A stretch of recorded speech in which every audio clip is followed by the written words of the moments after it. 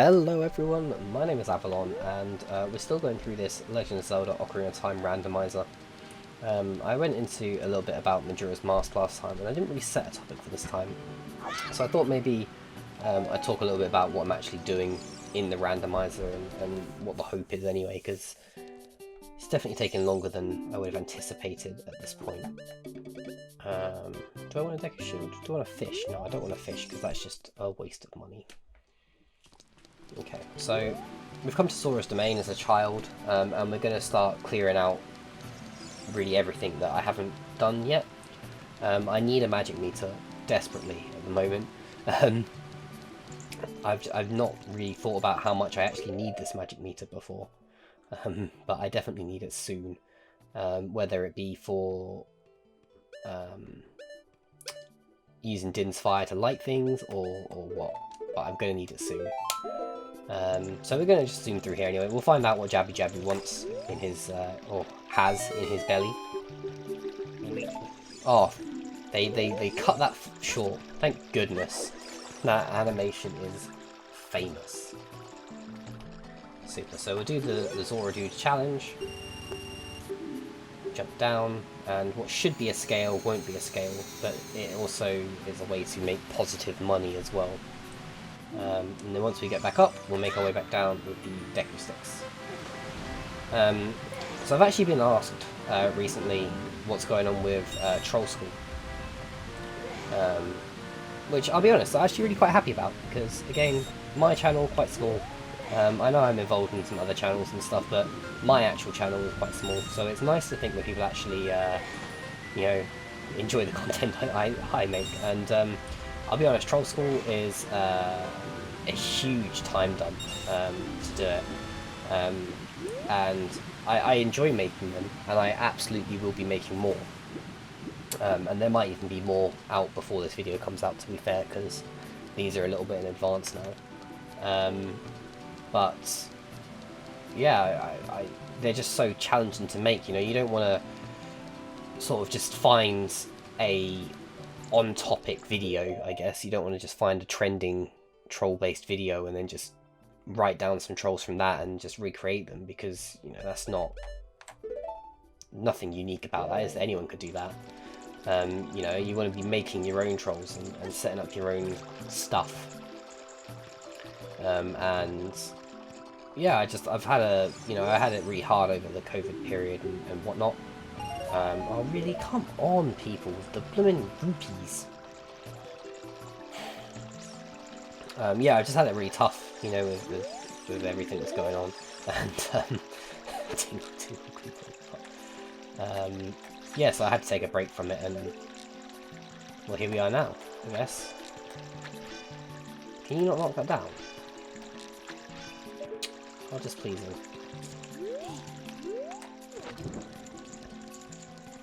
So yeah, I need to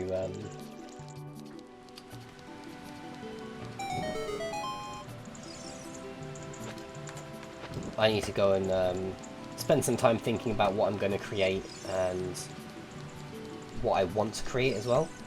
Again, to be really clear, I did enjoy the Troll School series. It was just a lot of work to keep being so creative with it, and it burnt out pretty quickly for me. Maybe if I come back to it, I'll do like a once a month sort of thing rather than a once a week. See if I can come back to it there anyway. You know, I've got real life stuff to do as well, and just everything just needs to fit in. Oh. So yeah, we'll go through that and go from there. Just realised I was in Lake Hillier earlier, and I didn't go and pick up what should have been Ruto's letter.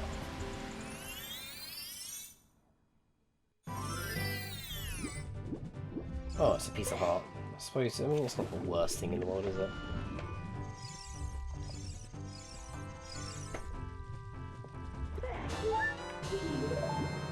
Oh, there's a prize piece of heart for something. I guess, because it's a winner.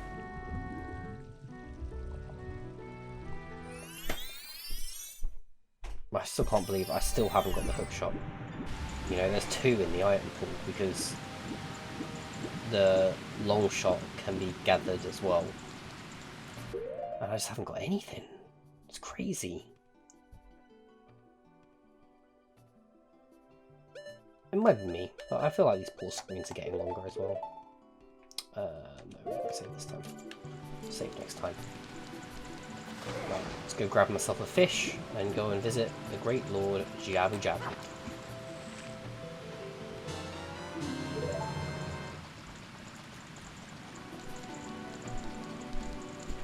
Super. So, yeah, with randomizers and talking, so I've always wanted to sort of move YouTube channel stuff into, like, talking about games and that sort of thing, but I've never really wanted to be another video essayist. There's so many of them around, and there's so many people that are much smarter than I am, know much more about games than I am, have a much more thought out sort of view than I do.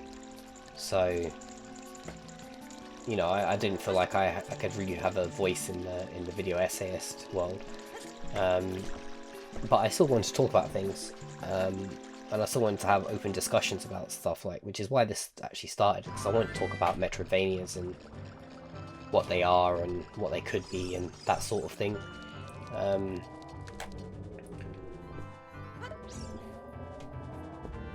Super. And I was kind of hoping that, oh, it cuts the cutscene out as well. Ah, awesome. I think I can actually do this.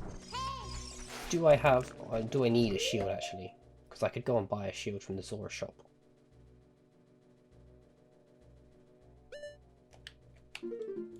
Gonna have to go and buy a shield, okay.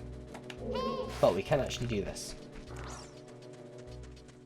Finally, a dungeon we can complete. So yeah, I was wondering how I could kind of balance making something gameplay related, but also something that is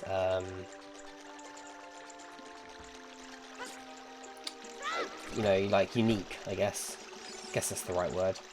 I don't know. Yeah, unique. We're gonna go with unique. Unique's the right word.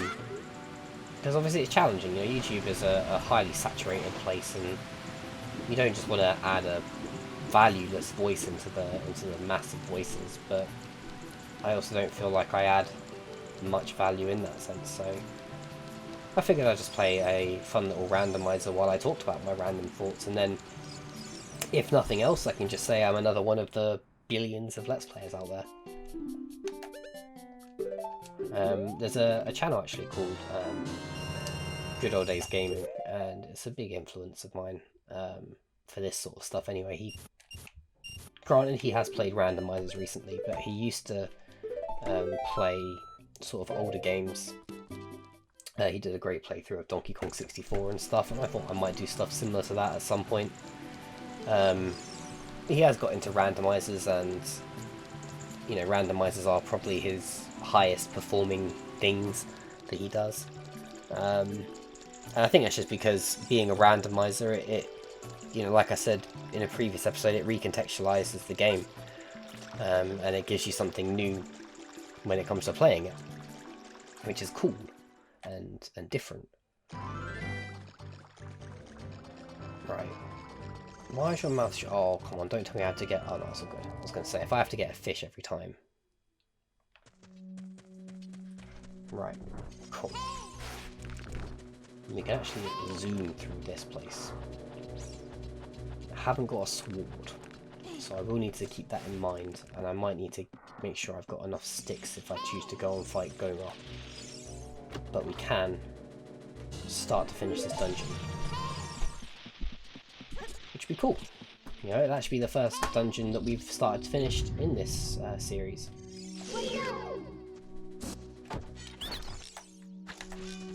Oh, I'm gonna have to waste sticks on this guy, am I?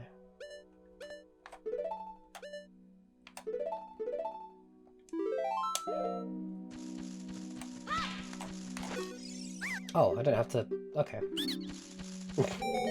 Didn't actually have to hit him at all. It's been a long time since I was in this place, in this lovely stomach. Cool. So we're gonna head down here. And, theoretically, during this dungeon, I should get my 10th Golden Skulltula as well, which is also useful. Oh, that's big. That's going to be handy as an adult. can you just kick the box? There you go.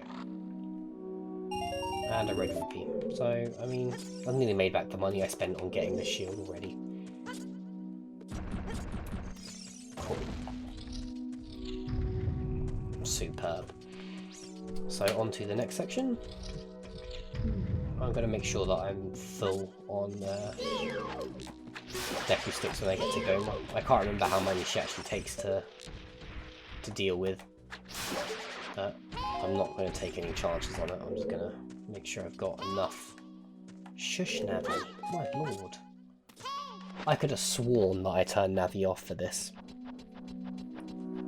Well, you can't turn her off, but you can change her sound to nothing. And I was sure that I'd done that. Sure. But maybe not. Maybe not. Excuse me.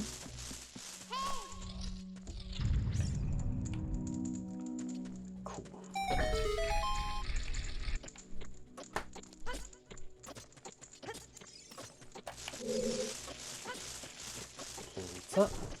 So this is what I was talking about earlier about, you know, Adult Link having his advantages and whatnot, because Adult Link can actually... Oh, am I not going to be able to get more Deku sticks without the sword? Ooh, that's going to be interesting to say the least. Okay. We really need magic for Din's Fire.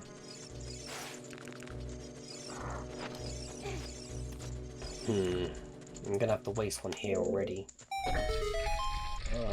It's gonna be really tight.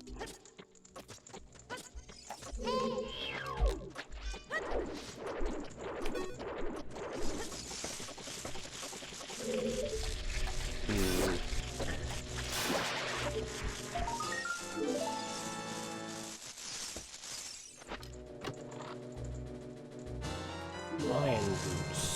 Okay, so I mean, it doesn't open that much. It opens one of the grottos in Hyrule Field.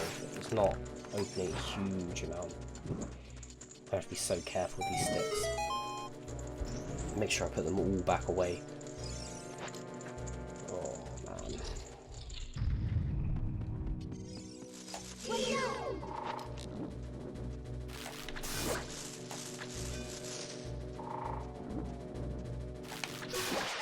Cool. Well, that's him dead.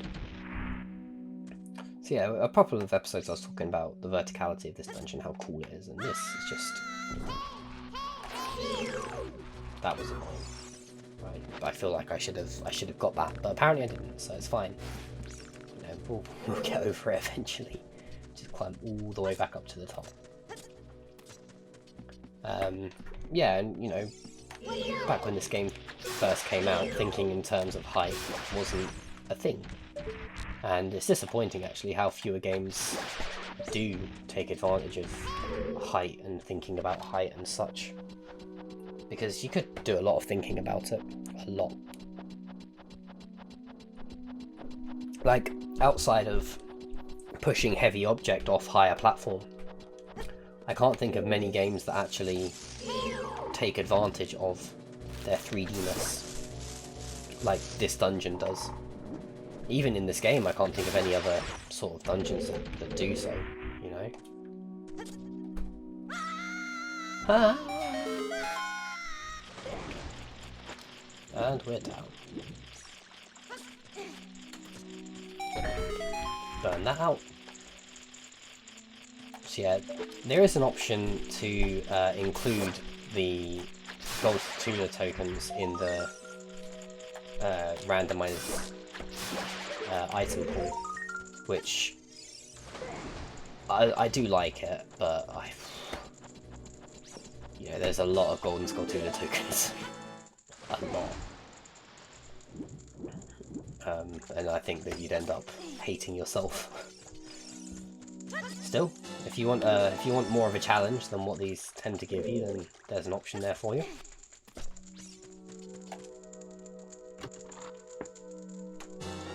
Oh, wow. Not what I was expecting, which means that it's even more important now to get to the Great Fairy Temple in the lake, because now that I know that's there. Right, so now I need to think very carefully about what I'm going to do here. Cool.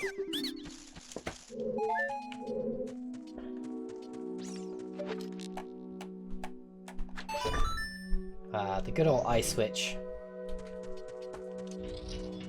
The bane of Zelda-y things. So it's actually quite amusing. As Adult Link, you can literally just swim to the other side and climb up. And then in the Master Quest dungeon, you actually have to think a little bit more. You have to like get out a stick and then shield to duck under it.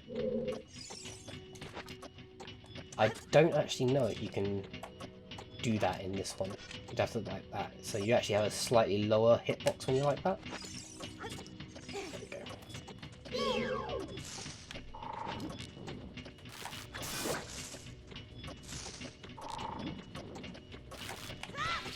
Oh, that was a waste. I really need a sword as a child, because that is making a big difference. Because I can't even replenish my Deku seeds, or whatever. Okay.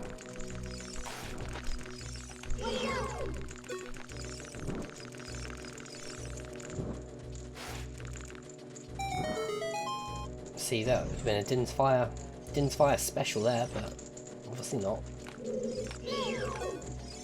Okay, cool.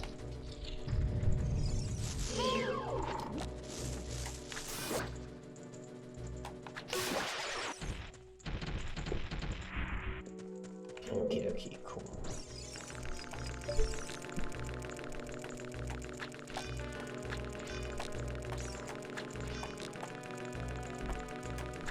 I was sure you could hit them down. Guess I was wrong.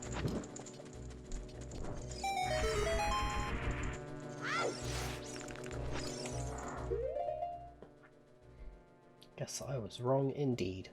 I'm near certain that you could destroy those spider eggs before they fell down, but I mean, you know, if I'm wrong, whatever, but I'm just near certain of it. Just throw that bomb. Even... My lord. These things are invincible.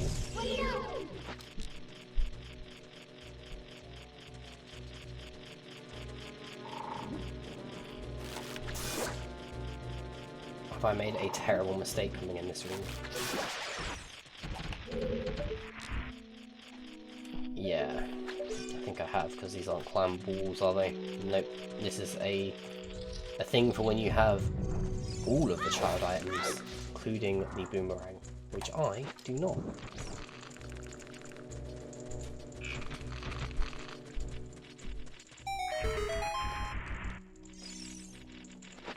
So this is where we face a problem with the lack of seeds. You know, yeah, actually, because we can't replenish them. Normally in this dungeon you'd get loads of them and you just cut down the various grasses you see around, and that's how you'd make sure you always had enough seeds, but I can't do that because I have a sword. And apparently I can't rummage through the grass with my hands, which is just a pain in itself. But we're going to drop down here, and we're going to give Gohma a try. So 23 is number 1.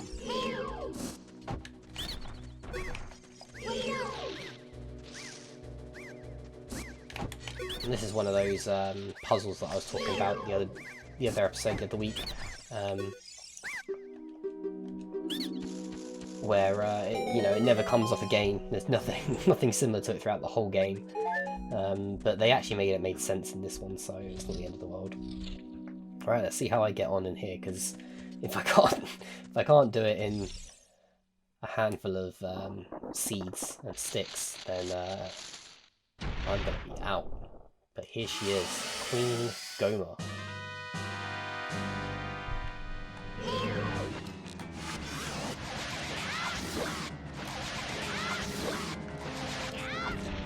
Okay.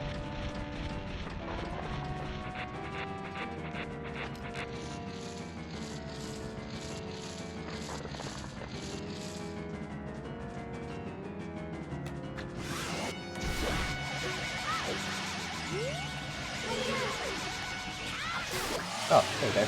Not a problem at all. 2 seeds, 3 sticks technically, but I think I used 4. There we go.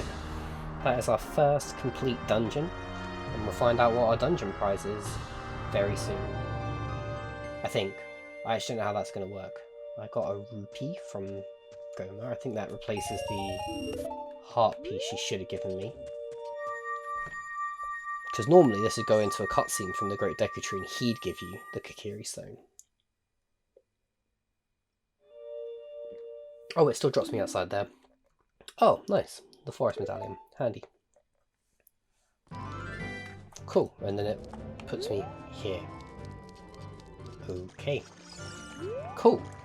Well, we'll call that then. We'll call that a success. And I'm just going to go and remind myself on what's going on. I think you need the silver mallet to get through to this other great fairy. I can't. I think you need to break that open. Yeah. They say a conquered citadel hoards big bucks. I have absolutely no idea what that means.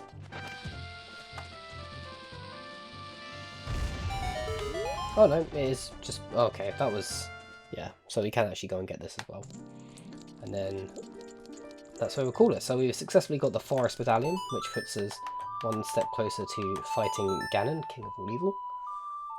We've beaten the Deku Tree, which ironically is in kind of in order, and we're now making decent steps. And we've got the Kokiri Sword. Why did I not do that first? That is actually massive, because that means I can now go and do the beginning of Lord Jabu Jabu. I can do well, I can just generally replenish my stuff. So that's awesome. Cool.